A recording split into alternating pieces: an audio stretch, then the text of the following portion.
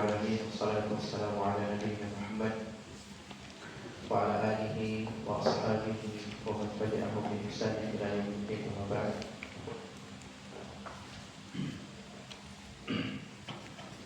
Ikhwan sekalian dan akhwat, semoga selalu diberikan taufik oleh Allah Subhanahu wa taala.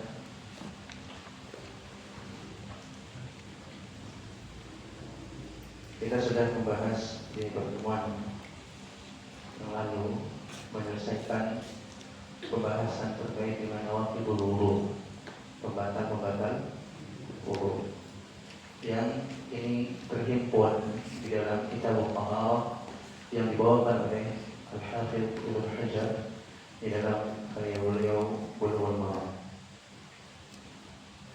Dan sekarang setelah selesai dari pembahasan nawaqidul wudu, beliau masuk ke pembahasan yang tidak kalah penting, yaitu terkait dengan bab qada'ul hajah. Bab tentang qada'ul hajah. Apa qada'ul hajah? Buang hajat. Buang Hajat. buang air.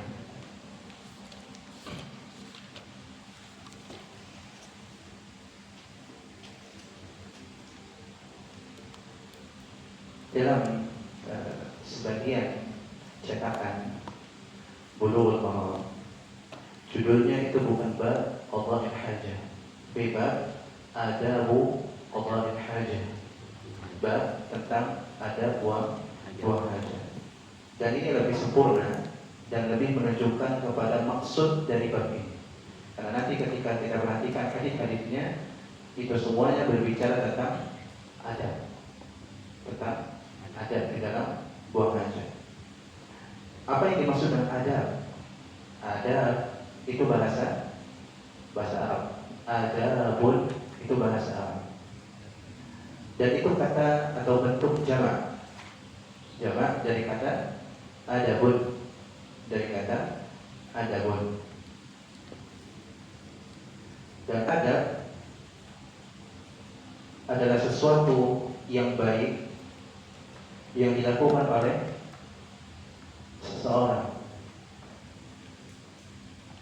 Adab itu sesuatu yang baik yang dilakukan oleh seseorang. Artinya sesuatu yang baik tadi memiliki keutamaan dan kemuliaan di sisi syariatnya.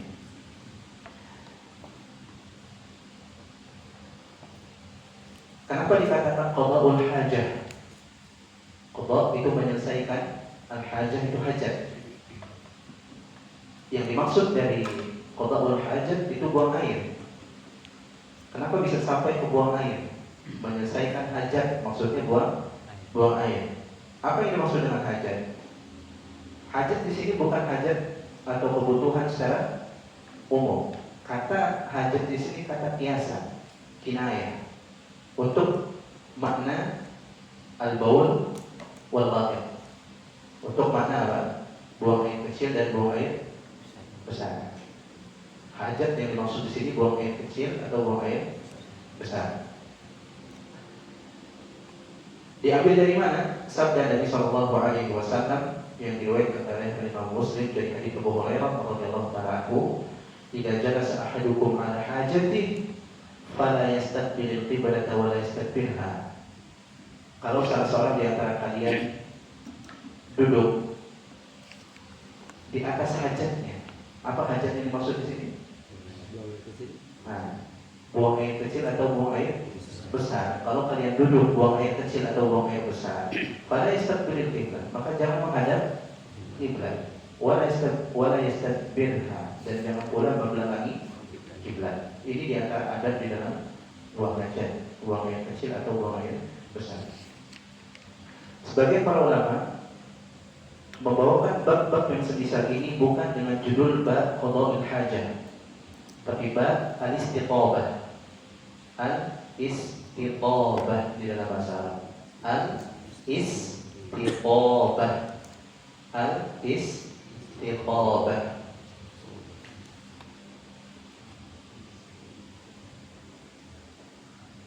Dari kata tib atau dari kata thayyib. Al-istiqabah.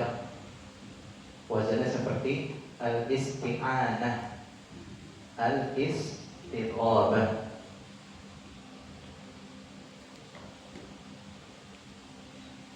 Yang dimaksud dengan istiqabah itu talabu tertib, mencari kebersihan, atau boleh dikatakan membersihkan dari kotoran yang ada di kubul, yang ada di maluan, atau yang ada di dubur. Entah itu dengan batu atau dengan air.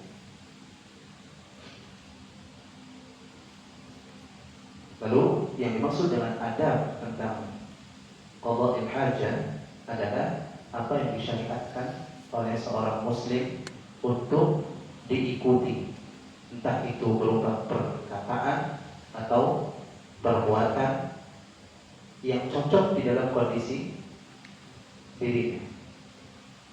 Yang dimaksud dengan apa? Adab qada'il hajah di sini yang kita bahas adalah apa yang disyariatkan oleh Allah Subhanahu wa taala untuk setiap muslim, yang mereka harus mengikutinya, entah itu berupa perkataan atau perbuatan yang cocok atau sesuai dengan kondisinya. Dan ini syariat Islam. Allah Subhanahu wa taala menurunkan Islam ini sempurna. Artinya tidak kurang. Semua yang ada atau semua yang baik untuk seorang muslim itu pasti sudah ditunjukkan di dalam Islam supaya dilakukan. Dan semua yang buruk yang mungkin menimpa seorang muslim atau sesuatu yang jika dilakukan menjadikan seorang itu hina di sisi Allah Subhanahu wa taala, maka akan ada penjelasannya agar mereka tinggalkan. Dan inilah Islam. Penjelasan-penjelasan seperti ini ketika dibawakan atas nama Islam untuk menunjukkan sempurnanya syariat ini, sempurnanya syariat Islam yang diturunkan oleh Allah Subhanahu wa taala kepada Rasulnya Muhammad sallallahu alaihi wasallam. Untuk apa? Untuk menjaga maslahat yang ada untuk manusia, untuk menjaga maslahat manusia, supaya manusia itu tetap di atas kebaikan. Maka didatangkan adab-adab seperti ini. Dan Islam datang dengan seluruh adab yang baik, entah itu di dalam masalah qada'ul hajah atau yang lainnya, entah itu di dalam masalah ibadah atau muamalah, entah itu juga di dalam masalah adab ataupun akhlak. Tidaklah ada sesuatu yang mungkin itu bermanfaat untuk manusia dan mendekatkan diri kepada Allah Subhanahu wa taala kecuali sudah dijelaskan di dalam Islam ini dan sudah diberikan motivasi untuk melakukannya. Bukan hanya sekedar jelaskan ini adatnya, tidak, tapi sampai diperintahkan dan diberikan motivasi, bimbingan-bimbingan supaya hamba melakukan hal-hal tadi. Dan tidaklah ada juga sesuatu yang buruk yang mungkin menimpa manusia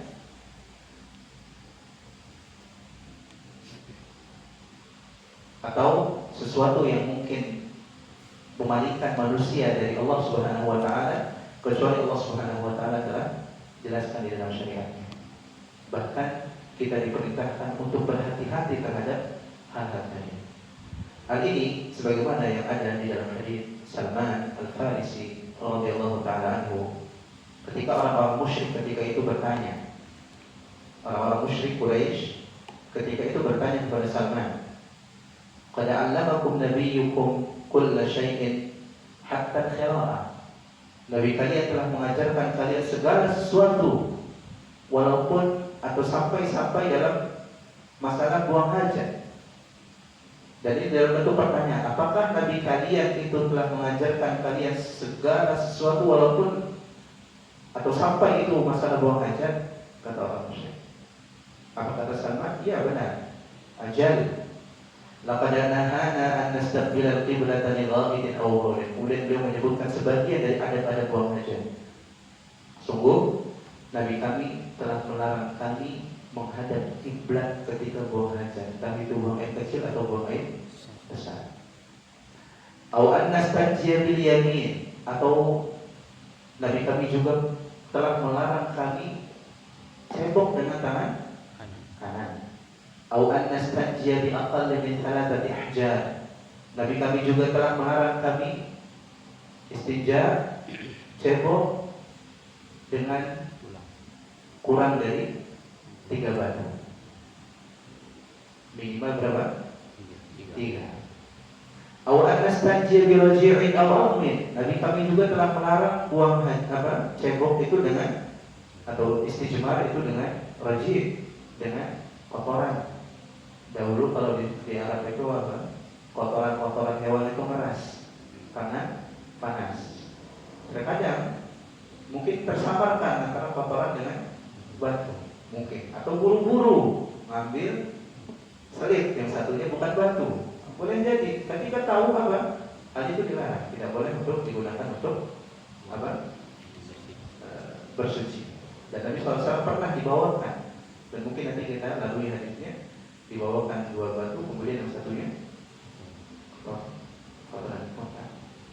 Au aqmin, dan Nabi juga melarang cebok dengan menggunakan tulang. Nah, ini agama Islam. Sampai-sampai masalah buang hajat saja diajarkan. Buang hajat ini urusan yang sepele, urusan yang remeh. Tapi karena ada kemuliaan di sana dan ada bahaya juga di sana, maka dijelaskan dan diperintahkan untuk menuju kemuliaan tadi. Dan kita juga diwanti-wanti dari melakukan keburukan yang ada, yang mungkin kita dapati dari hal yang kita lakukan, yang Nabi larang. Nah, kita masuk ke hadis yang pertama, hadis Anas bin Malik. Tolong dibacakan.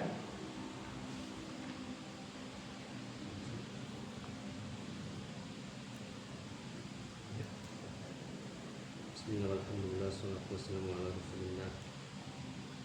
Dari Anas bin Malik radhiyallahu anhu, beliau berkata, "Kana Rasulullah sallallahu alaihi wasallam idza dakhala qala'a wa du'a khatama." Apabila Rasulullah SAW masuk WC, beliau meletakkan cincinnya. Diriwayatkan oleh Imam yang 4, dan hadis ini memiliki cacat. Nah, hadis yang pertama, hadis Anas bin Malik radhiyallahu taala anhu. Anas bin Malik bercerita tentang kondisi Nabi Shallallahu Alaihi Wasallam ketika masuk khala, ketika masuk WC. Beliau alaihi salatu wassalam meletakkan atau melemparkan cincinnya, meletakkan cincin. Di mana? Di luar. Hanya saja hadis ini dikatakan ma'lul. Kata penulis, kata Hafidz Ibnu Hajar, hadis ini cacat, ada cacatnya. Dan para ulama rahimahumullah berselisih tentang hadis ini, tentang sahih atau dhaif. Sikapnya yang benar, yang rajih terkait dengan hadis ini adalah hadis yang dhaif. Hadis yang dhaif yang tidak bisa dijadikan sebagai hujjah. Hadis ini berbicara tentang apa? Larangan buat haramnya bawa sesuatu yang ada sesuatu haram yang masukkan sesuatu yang di sana terdapat tulisan zikir ke dalam WC atau bukan. Perlu dipahami, ikhwan sekalian, cincin Nabi Shallallahu Alaihi Wasallam itu terukir 3 sapat, 3 baris atau 3 kata. Yang pertama apa? Muhammad, nama beliau. Yang kedua Rasul. Yang ketiga Allah, Muhammadun Rasulullah. Ada nama Allah Subhanahu wa taala di situ. Di dalam hadis ini berbicara bahwa Nabi Shallallahu Alaihi Wasallam meletakkan cincinnya di luar WC. Sebagai para ulama yang mensahihkan hadis ini mengatakan makruhnya masuk WC dengan menggunakan atau dengan membawa sesuatu yang di situ ada zikirnya. Sesuatu yang di sana ada zikirnya. Maksudnya apa? Di sana ada hal-hal yang dapat mengingatkan kepada Allah Subhanahu wa taala. Ada nama Allahnya. Muhammadun Rasulullah, ada nama Allahnya. Para ulama mengatakan makruh, tidak sampai ke tahapan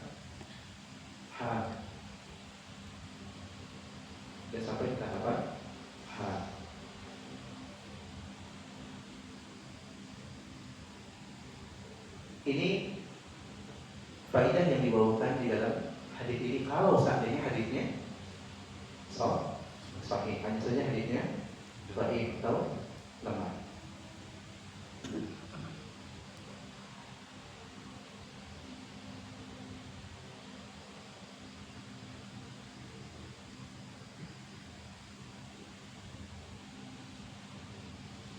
Anas bin Malik radhiyallahu taala anhu ketika mengatakan idza dakhala al-khala, bercerita tentang Nabi sallallahu alaihi wasallam apabila dakhala al-khala.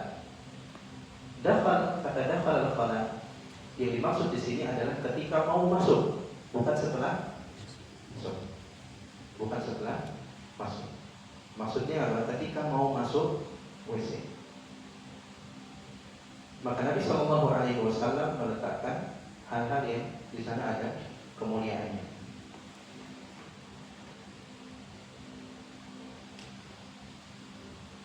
Makna yang tadi Anda sebutkan terkait dengan tulisan Muhammadun Rasulullah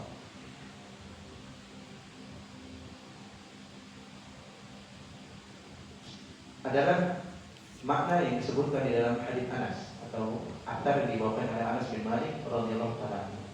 Beliau bercerita, karena naqshu khatamin Nabi sallallahu alaihi wasallam, karena naqshu khatamin Nabi sallallahu alaihi wasallam salah satu astur, adalah ukiran dari cincin Nabi sallallahu alaihi wasallam itu tiga garis atau tiga kata. Muhammadun satu, yang satu Muhammad, yang kedua Rasul, Rasulun satu, dan yang ketiga wallahu satu.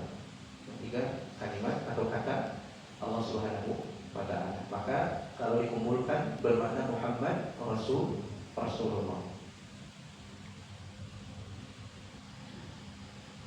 Kenapa Nabi tinggalkan? Kalau seandainya hadis ini sahih, kenapa Nabi letakkan di luar? Untuk menjaga nama Allah Subhanahu wa ta'ala itu dihinakan. Karena umumnya tempat-tempat tadi adalah tempat yang hina, tempat yang rendah. Maka dijauhkan lafaz-lafaz Allah atau kata-kata seperti nama Allah Subhanahu wa ta'ala dari tempat-tempat tersebut. Cincin Nabi ini dahulu setelah Nabi SAW wafat itu pindah ke tangan Abu Bakar, kemudian pindah ke tangan Umar, yang terakhir pindah ke tangan siapa? Utsman. Hanya saja Utsman bermain-main dengan cincinnya, kemudian cincinnya jatuh ke dalam sumur pada rumah. Kemudian para sahabat cari cincin tersebut di sumur tersebut, mungkin sampai dikuras 3 hari dicari, hanya saja tidak ketemu. Nah, sudah, akhirnya apa? Cincin Nabi tadi hilang di zaman Utsman radhiyallahu anhu.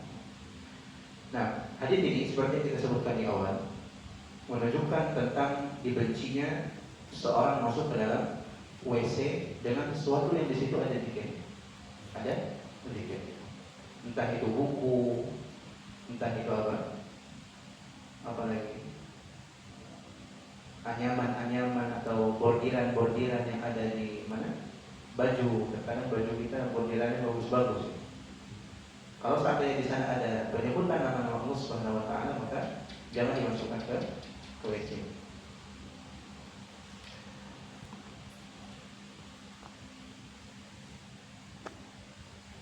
Sebagaimana dibenci, maka disunnahkan atau dianjurkan untuk menjauhkan diri dari hal tadi. Hanya saja di dalam masalah ini tidak ada dalil yang sahih memerintahkan atau melarang hal tersebut. Di dalam akar yang ada, Nabi SAW hanya melakukan hal tadi. Artinya apa? Nabi tidak masuk dalam kondisi membawa sesuatu yang di sana terdapat zikir. Makanya tidak sampai derajat wajib tidak memasukkan sesuatu yang ada zikirnya ke dalam WC. Nah, saja di sini disunnahkan, dianjurkan. Kalau seandainya pun hadis ini dikatakan sahih. Dan perkataan makruhnya masuk ke WC dalam kondisi membawa sesuatu yang mulia seperti tadi, ini perkataan jumhur para ulama rahimahullah ta'ala. ada yang menyelisihinya. Sebagian para ulama mengatakan tidak mengapa masuk ke WC dengan kondisi membawa zikir-zikir tadi. Kenapa? Karena alasannya atau sumber pengambilan hukumnya itu dari dalil, dan tidak ada dalil yang sahih yang melarang hal tersebut. Hanya saja ada pemahaman-pemahaman atau kias-kias yang disebutkan oleh para ulama. Karena zikir itu mulia, maka tidak pantas untuk dimasukkan ke dalam WC. Adapun dalil secara jelas tidak ada yang menyebutkan tentang haramnya hal tersebut. Oleh karenanya terjadilah perselisihan di antara para ulama terkait dengan masalah ini. Kalau seandainya yang dibawa itu lebih daripada hal tadi, artinya apa? Yang dibawa itu Al-Quran misalnya, atau sesuatu yang di sana tertulis Al-Quran, ayat Al-Quran, maka lebih apa? Lebih berat daripada yang sebelumnya. Karena atau atas dasar kehormatan firman Allah Subhanahu wa ta'ala, mulianya firman Allah Subhanahu wa ta'ala.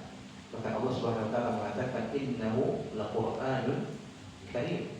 Sesungguhnya itu adalah Al-Quran yang mulia. Al-Quran itu mulia.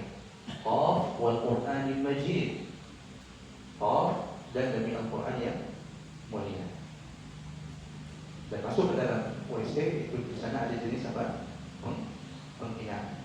Maka tidak pantas untuk dibawa Al-Quran atau hal yang sejenis ke dalam WC. Ini kalau seandainya mudah. Ini kalau seandainya mudah untuk kita tinggalkan di luar atau kita titipkan ke teman kita. Kalau mudah seperti itu bisa dilakukan, maka lakukan. Cuma kalau seandainya nggak bisa,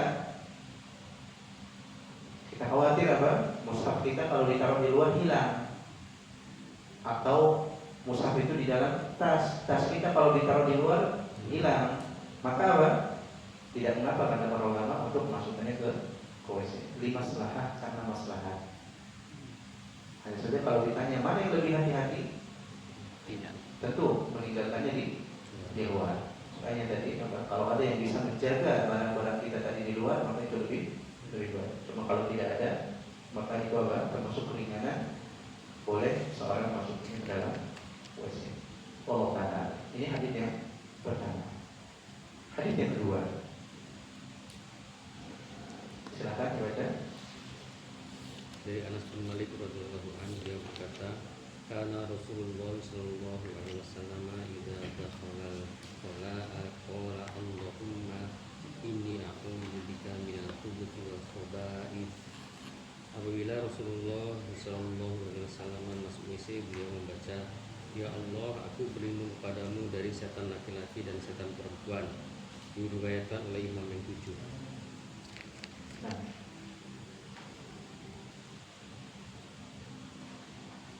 dari Anas juga, semoga Allah Subhanahu wa ta'ala meridhoinya, beliau mengatakan Rasulullah SAW kalau mau masuk WC, beliau berdoa, Allahumma inni a'udzubika minal khubuthi wal khaba'ith. Sebelumnya hadis ini sahih, akhrajahu as-sab'ah, termasuk as-sab'ah Imam Al-Bukhari dan Imam Muslim. Bukhari, Imam Muslim, Abu Dawud, At-Tirmidzi, An-Nasa'i, Ibnu Majah dan Imam Ahmad.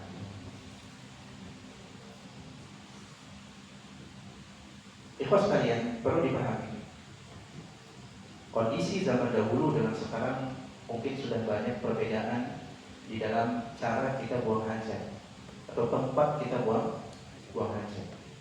Kalau dahulu buang hajat itu bisa di mana? Di mana saja? Di kebun. Berarti di mana kalau di kebun kejadian? Bawah pohon. Di mana? Di Madinah. Kalau di Mekah? Dalam kebun. Dahulu, seandainya para sahabat atau orang yang ada di zaman tersebut mau buang hajat, itu mencari tempat-tempat yang tertutup. Dan tidak mesti namanya WC. Hanya saja memiliki hukum WC. Oleh karenanya dikatakan oleh para ulama rahimahullah, sabda atau hadis Nabi sallallahu alaihi wasallam, apabila Nabi sallallahu alaihi wasallam akan masuk mau masuk WC. Mereka mengatakan yang dimaksud WC di sini yang pertama, tempat yang memang dikhususkan untuk buang hajat, itu satu. Yang kedua, kalau seandainya itu di sahra, di padang pasir, maka dikatakan seorang itu mau mulai buang hajat itu dimulai ketika apa? Mulai melipat-lipat pakaiannya. Melipat pakaiannya, mau mulai. Nah, sebelum itu baca doa. Sebelum itu baca doa.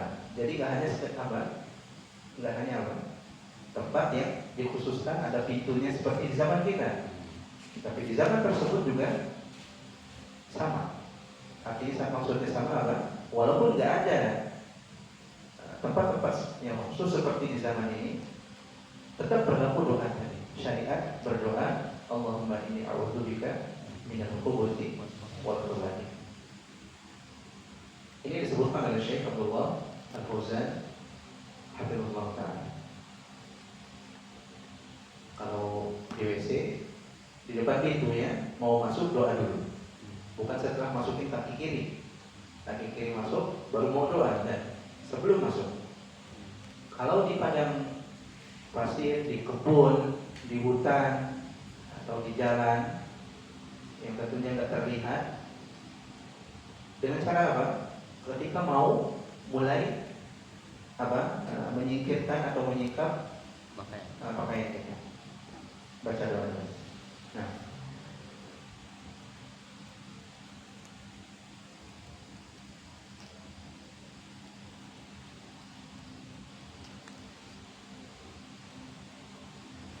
di dalam hadis tadi yang lain dijelaskan beberapa teks terkait dengan hadis ini yang menerangkan kalau doa ini diucapkan sebelum masuk. Sebagaimana diriwayatkan oleh Imam Al-Bukhari, beliau mengatakan idza arada an yadkhula. Ketika bercerita tentang Nabi, apabila arada, Nabi ingin an yadkhula, masuk. Ingin masuk, bukan setelah masuk. Sebagaimana beliau menukilkan hal ini dalam Adabul Mufrad. Dalam hadis yang lain, idza arada an yadkhula khala. Kalau mau masuk WC. Dan lafaz-lafaz yang semisalnya. Kemudian di dalam konteks hadis tadi doanya Allahumma inni a'udzubika. Ya Allah, aku memohon kepadamu apa? Apa bagusnya? Perlindungan. Aku mohon kepadamu perlindungan. Kata aku memohon perlindungan, di dalam bahasa Arab ini namanya khabari. Ngabarin, kasih tahu, informasikan. Bukan qalabi, bukan permohonan. Misalnya Pak, Muhammad sedang sholat. Kalimat seperti ini namanya khabari, kasih tahu, kasih informasi. Beda dengan wahai Muhammad sholatlah. Kalau ini apa? Perintah, nyuruh. Nah, di dalam hal ini, di dalam masalah doa tadi, Allahumma inni a'udzubika, secara lafaz itu khabari, kasih tahu, ya Allah aku mohon. Tapi secara makna sebenarnya itu insya'i at-talabi. Apa maksudnya? Minta. Karena ini doa. Dan ini banyak di dalam doa-doa kita. Ya Allah aku memohon ini, ya Allah aku memohon ini. Tapi dengan konteks apa? Bukan permohonan. Tapi pemberitahuan. Karena pemberitahuan ini datang di dalam runtunan doa, maka dikatakan walaupun tidak dalam bentuk apa? Doa itu biasanya perintah. Dalam ketika seorang itu berdoa kepada Allah, itu memerintah. Cuma perintah yang lebih tinggi, makanya dinamakan doa. Kalimat yang digunakan itu perintah atau fi'il amr, kata kerja perintah. Seperti apa, Pak? Ihdinas siratal mustaqim. Ihdina. Ya Allah, tunjukkanlah kami jalan yang lurus. Tunjukkanlah, perintah bukan? Perintah. Hanya saja ketika diberikan atau ditunjukkan kepada Allah, berubah namanya jadi doa. Itu asalnya doa. Asalnya doa itu dengan perintah, dengan kata baca perintah. Nah, terkadang doa secara teks itu bukan perintah. Hanya saja ketika jatuh atau dimasukkan ke dalam kategori doa, makna yang ada di sana jadi makna doa, jadi makna perintah. Seperti yang ada di sini, maka yang dimaksud dengan a'udzubika Allahumma a'idni, ya Allah a'idni, lindungilah aku. Kalau kita terjemahkan biasanya apa? Ya Allah, aku berlindung kepada. Maksudnya apa? Ya Allah, lindungilah aku. Itu doa-doa yang kita panjatkan. Al-khubuthi minal khubuthi wal khaba'ith. Al-khubuthi itu apa? Setan-setan laki-laki, wal khaba'ith setan-setan perempuan. Di dalam sebagian teks kata al-khubuthi itu ada dua versi baca. Ada yang cara bacanya al-khubuthi dengan ditoma huruf batnya khubuthi. Ada dengan cara mensukun huruf batnya khubuthi.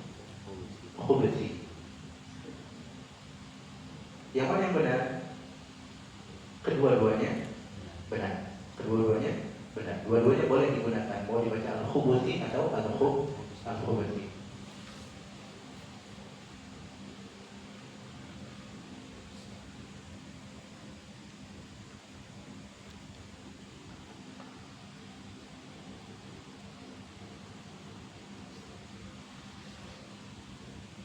Faedah yang bisa kita ambil dari hadis ini menunjukkan tentang disyariatkannya doa ketika mau masuk tempat yang itu dikhususkan untuk buang hajat, atau ketika mau masuk WC. Dengan doa apa? Dengan doa ini, Allahumma inni a'udzubika minal khubuthi wal khaba'ith. Udah masuk WC belum? Belum. Nah, apa belum doanya? Apa doanya? Apa nggak doanya? Enggak, nanti dihafalin. Siapa tahu apa? Nggak masuk nanti dijahilin sama khubut berkhobar tadi. Dan laki-laki setan perempuan tadi. Nggak ada yang tahu. Kita minta apa? Pertolongan kepada perlindungan kepada Allah Subhanahu wa Ta'ala. Tuan-tuannya nanti. Kenapa kita memohon perlindungan seperti ini? Ikhwas sekalian, apa korelasinya kita masuk WC kemudian harus doa? Ada apa di WC? Nabi Sallallahu Alaihi Wasallam bersabda dalam hadis Zaid ibn Arqam radhiyallahu ta'ala anhu, "Inna hadhihi al-hushusha muhtadarah." Sungguhnya WC ini, kamar mandi ini banyak dihuni setan. Banyak dihadiri setan. Fa idza ata ahadukumul khala'a falyaqul a'udzu billahi minal khubuthi wal khaba'ith. Karena hal inilah Nabi sallallahu alaihi wasallam katakan, apabila salah seorang di antara kalian masuk WC, maka katakan, aku berlindung pada Allah Subhanahu wa Ta'ala dari setan laki-laki dan perempuan. Karena apa? Tempat itu dihuni syaitan. Tempatnya dihuni syaitan. Untuk menghindari gangguan-gangguan syaitan tadi, kita butuh perlindungan dari Allah Subhanahu wa Ta'ala. Seperti yang kita sebutkan di awal, tidak ada bedanya kita mohon perlindungan di WC seperti WC di sini, atau WC atau WC lepas. Artinya tidak apa? Tidak ada dinding dan seterusnya seperti yang ada di padang pasir atau yang lainnya.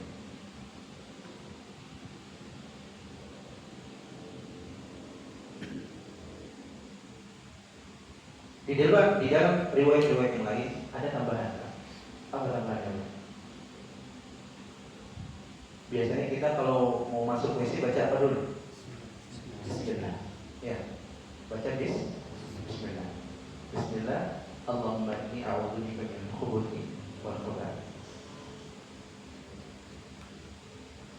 Tambahan ini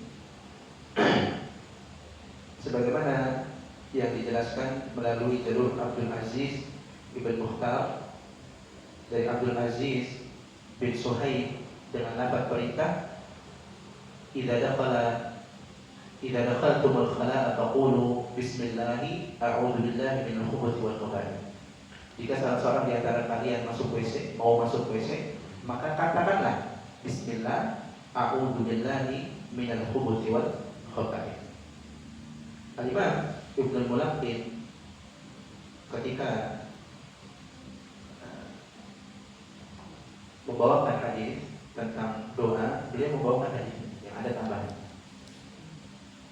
Beliau membawakan hadis ini dari Sa'id Ibn Mansur dan juga Abu Hatim dan juga Ibnu Sakan, dan Al-Hafidz mengatakan sanadnya sesuai dengan syarat Imam Muslim.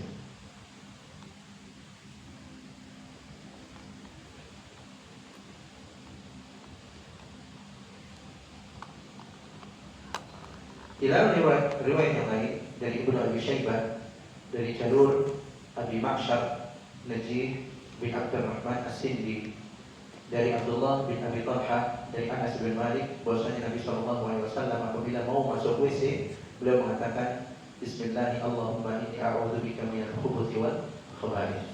Dan Abu Ma'syar beliau mengatakan berkata Al-Hafidz Ibnu Hajar dhaifun asanna wa ikhtalata. Tentang Abu Ma'syar, beliau ini lemah ketika tua, suka mencampur-campur hadis. Oleh karena Imam Al-Albani rahimahullah taala mengatakan menerangkan tentang ziyadah tasmiyah, tentang tambahan bismillah itu dengan tambahan yang syudzuz. Ini termasuk hal yang syadz, menyelisih mayoritas hadis yang ada. Hadis-hadis sahih yang kuat-kuat diselisih oleh hadis yang tadi. Contoh hadis syadz itu apa?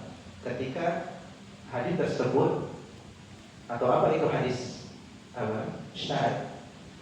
Hadis syadz itu hadis yang menyelisihi apa? Hadis yang lebih kuat darinya di dalam periwayat. Misal ada hadis Imam Bukhari, ada hadis Muslim, hadis para imam yang lain, kemudian datang satu hadis menyelisihi isi dari hadis ini, isi dari hadisnya yang tidak disebutkan di dalam hadis tersebut, seperti masalah ini. Syekh Al-Albani mengatakan tambahan ini tambahan yang syadz. Kenapa? Karena menyelisihi setiap jalan yang ada dari hadis ini yang diriwayatkan dari Abdul Aziz Ibn Suhaib dari Anas Ibn Malik radhiyallahu ta'ala.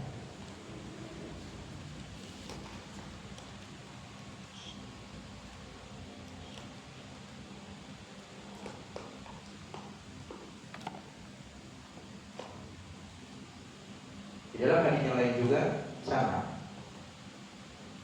Seperti misalkan hadis Ali bin Abi Thalib radhiyallahu ta'ala anhu ketika Nabi mengatakan satru ma baina a'yunil jinni wa awrati bani Adam idza dakhala ahadukum al-khala' yaqula bismillah.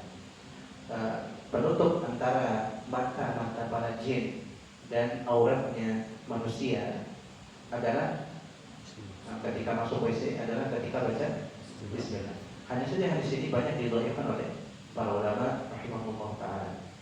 Yang pertama, Al-Imam Tirmidzi mengatakan hadis ini gharib, la na'rifuhu illa min hadzal wajh. Kami tidak tahu kecuali dari jalur ini. Wa isnaduhu laysa bidzakal qawi, dan sanadnya juga tidak kuat-kuat amat.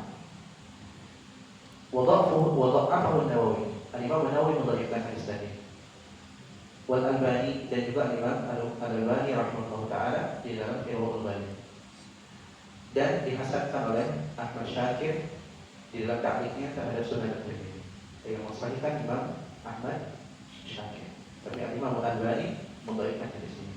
Maka perselisihan ada tentang masalah ditambah bismillah atau enggak itu kembali kepada hadis tadi, sahih atau tidak. Tambahan bismillah tadi sahih atau tidak. Kalau disahihkan maka amalkan. Yang meyakini tentang kesahihan hadis tadi maka amalkan. Ketika masuk bismillah Allahumma inni a'udzubika minal khubuthi wal khaba'ith. Atau bismillah, a'udzubillahi minal khubuthi wal khaba'ith. Masuk.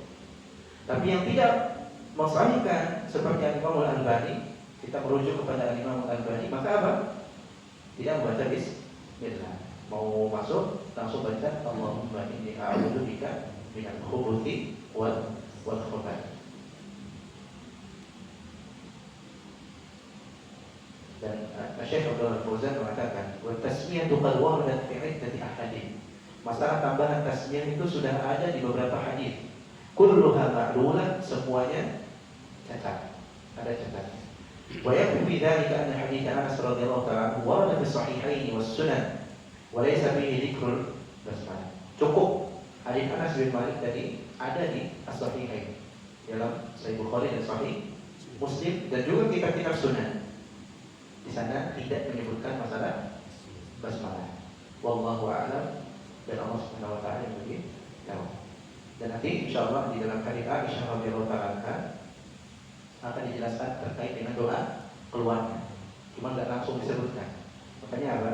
Kalau seandainya tentang doa keluar itu diletakkan langsung setelah hadis ini, itu lebih baik urutannya. Secara urutan ini doa masuk, setelahnya langsung doa keluar. Jadi doa keluar nanti diakhirkan di dalam hadis Aisyah radhiyallahu taala. Nah, faedah dari hadis ini dalil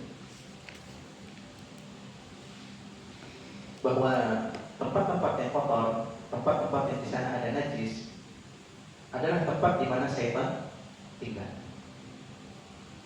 Dari hadis ini. Oleh karenanya kita dianjurkan untuk memohon perlindungan. Artinya apa? Semisal WC atau apa tempat-tempat sampah dan yang lainnya, maka itu adalah tempat tinggal syaitan. Dan di tempat-tempat seperti itu atau di tempat seperti WC tadi, kita diperintahkan untuk memohon perlindungan kepada Allah Subhanahu wa taala dari gangguan mereka, syaitan laki-laki dan syaitan perempuan, atau dari keburukan mereka. Kalau misalkan gangguan, boleh jadi gangguannya itu maknawi. Artinya apa? Kita dibisikkan sesuatu. Dibisikkan apa, Pak? Biasanya kalau dalam musik, muslim yang apa? Rajin ibadah itu apa? Berzikir dimanapun. Pak, di WC juga apa? Berzikirlah, gitu. Ingatlah Allah. Ini bisikan juga. Dalam WC kita tidak boleh berzikir. Boleh jadi kita dibisikkan hal-hal seperti itu. Atau yang kedua, bentuknya memang keburukan, gangguan. Entah kita dipelesetkan oleh jin, atau diganggu dengan gangguan-gangguan fisik dan yang lainnya. Dan kita berlindung kepada Allah Subhanahu wa taala dengan doa tadi. Dari sini kita pahami bahwa semua makhluk itu butuh kepada Allah. Kita butuh kepada pertolongan Allah Subhanahu wa taala. Hanya Allah Subhanahu wa taala yang bisa mendatangkan manfaat dan menolak manfaat. Sekalipun kita ingin mendapatkan manfaat, ketika Allah tidak menghendaki, tidak akan sampai. Begitu juga sebaliknya, ketika kita ingin tidak mendapatkan musibah, tapi Allah Subhanahu wa taala menghendakinya, pasti sampai. Wallahu ta'ala. Dan ini banyak pelajarannya terkait dengan adab. Yang pertama, adab ketika mau masuk WC, dan yang kedua ketika apa? Keluar dulu nanti. Yang kedua, masalah apa? Kebutuhan kita kepada Allah Subhanahu wa taala. Hamba selalu butuh kepada Allah Subhanahu wa taala, sebagaimana Allah Subhanahu wa taala katakan, ya ayyuhan nas antumul fuqara'u ila Allah wallahu huwal ghaniyyul hamid.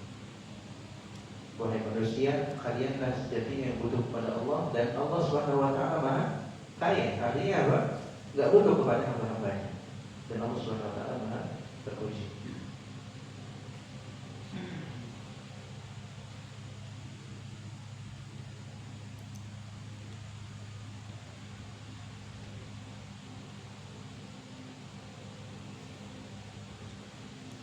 Kita ambil satu hadis lagi, silakan.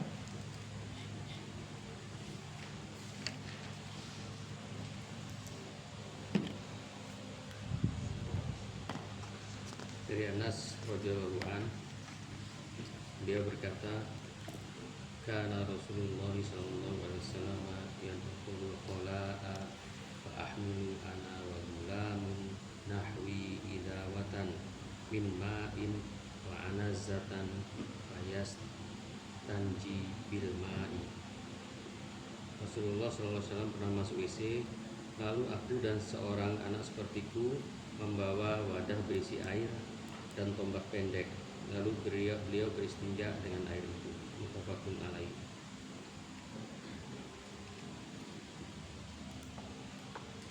Hadis yang ketiga masih dari Anas bin Malik radhiyallahu taala.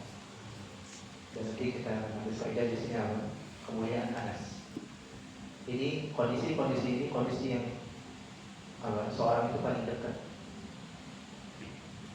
Sampai masalah buang Hajat. hajat. Anas itu dekat sekali dengan Nabi. Sampai masalah buang hajatnya apa? Dikabarkan juga. Beliau mengatakan Rasulullah SAW ketika mau masuk WC, aku membawakan dan orang anak-anak sepertiku membawakan untuk Nabi SAW bejana yang diisi dengan air, berisi air. Wa anazah dan sebatang tombak atau dalam terjemah lain sebatang tongkat, satu buah tongkat. Fastanji bil ma, maka Nabi SAW sibuk dengan air. Hadis ini sahih diriwayatkan oleh Imam Al-Bukhari dan Imam Muslim.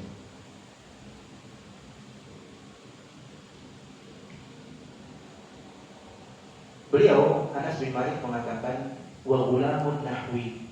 Beliau membawa air tadi bersama dengan siapa? Anak sepertiku, gulam, pemuda sepertiku. Apa yang dimaksud dengan gulam dalam bahasa Arab?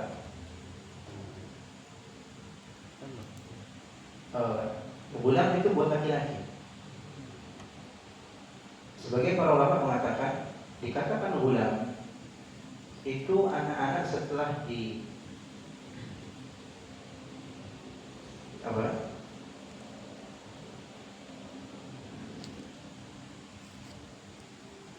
setelah disusui itu apa namanya?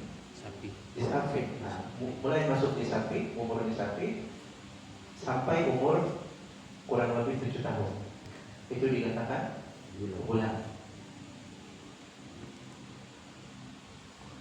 Di dalam versi ulama yang lain, yang namanya gulam itu anak kecil seperti tadi sampai masa jenggotnya belum tumbuh.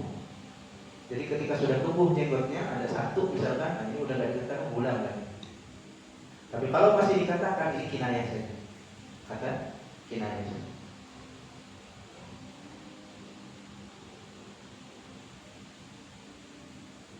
Nah, artinya ketika itu Anas bin Malik dan anak-anak yang sebaya dengan Anas itu membawakan untuk Nabi SAW Iya.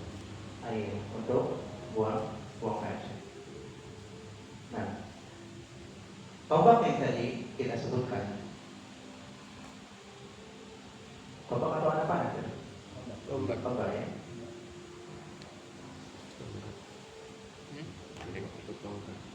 Tongkat atau tombak, dan sebagian lafaz apa? Tongkat. Tombak pendek. Nah, sebagai terjemahan tongkat.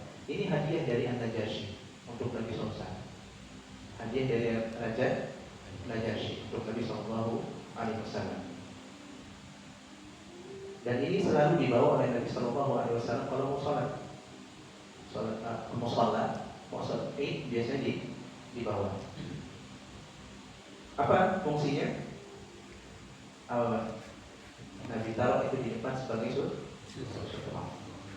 Diletakkan di depan sebagai sutra. Berarti bagus ini Ustaz. Hadiah dari raja. Bagus ini. Apa itu? Tapi bagus tombaknya. Bagus dari raja. Masa dia raja nasinya udah lewat mau patah. Bagus insyaallah. Walaupun secara lafaz kita tidak maknai atau tidak kita pahami bagus gitu, cuma ya, secara kelayakan raja nggak mungkin memberikan untuk untuk untuk nabi, untuk seorang rasul sesuatu yang jelek, tidak mungkin. Maka dari situ kita pahami ini bagus. Cuma jangan pahami ini emas atau yang lainnya. Intinya bagus. Kalau seandainya diriwayatkan dalam hadis tadi yang ada itu emas atau yang lainnya, maka kita yakini.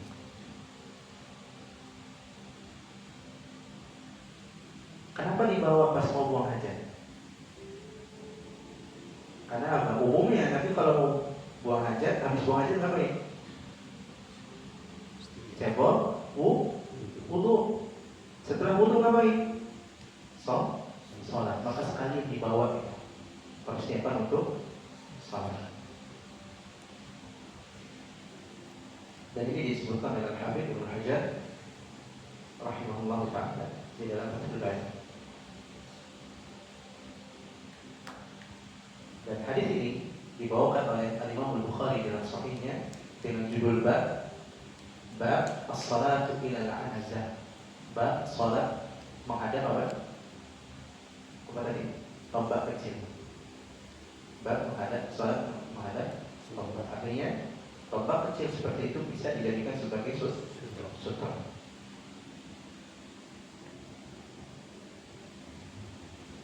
Nah, ikhwan sekalian yang dirahmati Allah Subhanahu wa taala, hadis ini dalil tentang bolehnya seseorang mencukupkan diri ketika cebok itu hanya dengan air. Hanya dengan air. Walaupun sebelumnya tidak dipakai tisu dulu atau batu dulu. Karena keyakinan sebagian orang, bahkan disebutkan juga sebagian para ulama, lebih baik apa? Kalau cebok itu dibersihkan dulu dengan apa? Tisu atau batu, baru disiram dengan air. Apa fungsinya? Agar tangan kita ini tidak langsung menyentuh najis. Oleh karenanya ada pembahasan fikih di kalangan para ulama, makruh hukumnya seorang itu langsung cebok dengan air, seperti yang kita lakukan setiap hari. Menurut sebagian para ulama. Kenapa makruh? Karena langsung tangan itu menyentuh najis kotoran. Nah, disinilah Al-Hafidz Ibnu Hajar mengatakan seperti yang dibawakan oleh yang dikatakan juga oleh Imam Al-Bukhari rahimahullah taala, bab al-istija'u bil ma'. Bab istija' dengan air, cebok dengan air. Yang beliau inginkan dari bab ini apa? Membantah mereka yang memakruhkan istija' dengan air doang. Imam Al-Bukhari membawakan bab al-istija'u bil ma', istija' dengan air. Untuk apa? Membantah orang-orang sebagian para ulama yang mengatakan makruh istija' itu dengan air saja, tidak dengan batu dulu. Dan untuk membantah juga kalau hal ini tidak terjadi pada diri Nabi sallallahu alaihi wasallam. Karena ada sebagian mengatakan Nabi itu apa? Enggak seperti itu. Nabi itu apa? Enggak menyentuh kotorannya dan seterusnya. Tapi dari hadis ini Nabi sallallahu alaihi wasallam langsung menggunakan air untuk cebok, tidak menggunakan batu terlebih dahulu. Nah, ini cerdasnya Imam Al-Bukhari rahimahullah taala dari hadis-hadis yang seperti tadi. Tidak ada disebutkan Nabi apa? Tidak menyentuh kotorannya atau menyentuh kotorannya. Tapi bisa dipahami dari hadis tadi bahwa Nabi pun apa? Cebok dengan air saja. Artinya kalau dengan air saja pasti apa? Menyentuh kotoran. Walaupun sebagian yang memakruhkan itu sebagian sahabat Nabi sallallahu alaihi wasallam. Mereka menganggap ini makruh, seperti Hudzaifah bin Yaman, Ibnu Umar, Ibnu Zubair radhiyallahu anhu.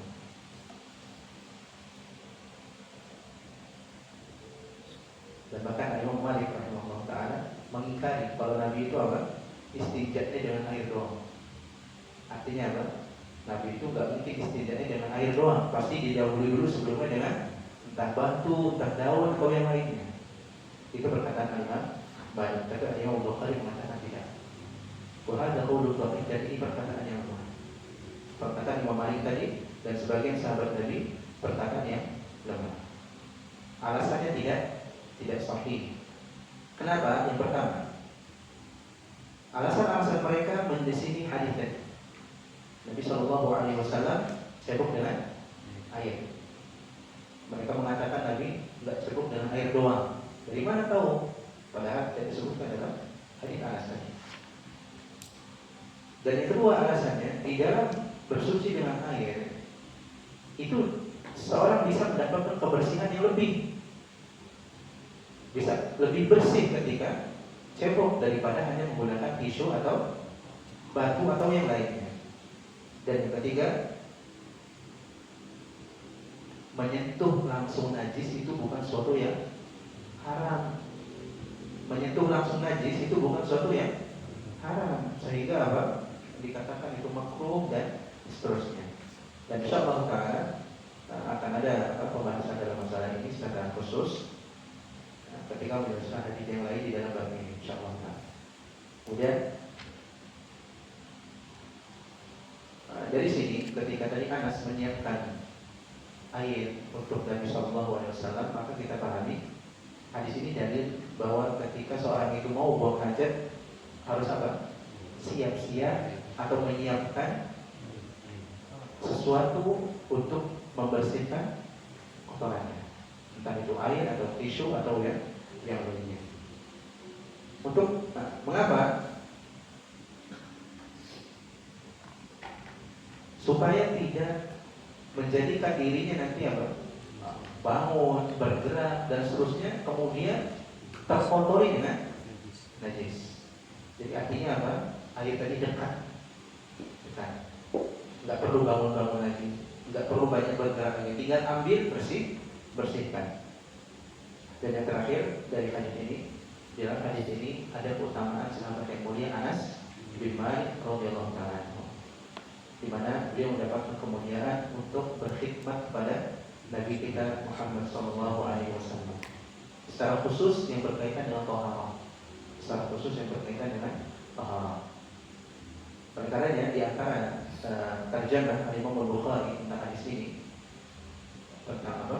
Ketika Imam Bukhari membuat bab tentang hadis ini, beliau mengatakan bab man humila ma'hul ma li tuhurihi. Bab tentang orang yang dibawakan untuknya air untuk bersuci. Artinya apa? Boleh seseorang itu minta dibawakan alat untuk bersucinya, dibawakan. Boleh. Hukumnya boleh. Wallahu ta'ala, ini yang bisa kita kaji pada malam hari ini. Berapa hadis itu? 3 ya. Hadis yang pertama Bukhari, kemudian 2 hadis lainnya sahih.